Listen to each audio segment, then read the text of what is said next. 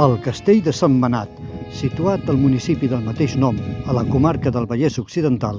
és anomenat per primer cop a un document de l'any 1065, al segle XI, en el qual en Guillem i l'Albert Ramon de Montcada deixaren diners a la comtessa Mafalda, vídua d'en Ramon Berenguer II,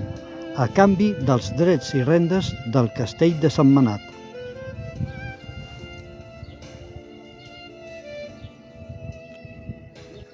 Al segle XV, els Sentmenat esdevingueren senyors i barons del lloc, posseïdors del títol de Mer i Mix Imperi, és a dir, que tenien jurisdicció civil i criminal a tot el seu terme.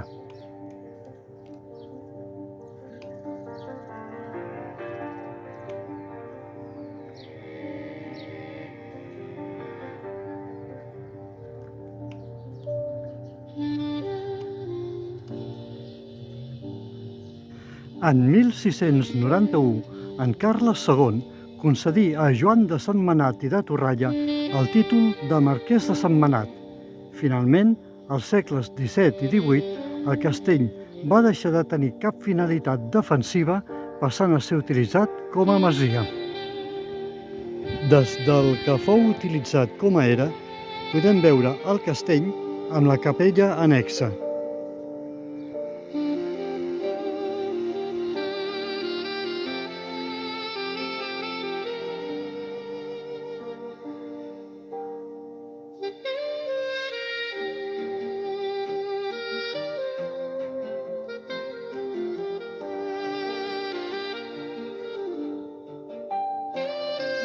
El castell Cartoixa de Vallparadís, com el seu nom indica, és una construcció a tocar del torrent de Vallparadís, a Terrassa,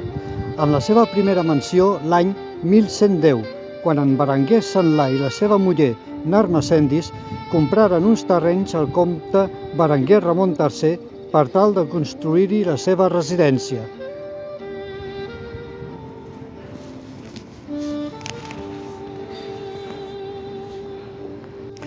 Fou 2 segles més tard, l'any 1344, quan Blanca de Centelles, filla de Bernat de Centelles i de Saurina de Terrassa, cedia el castell als monjos cartoixans d'Escala Dei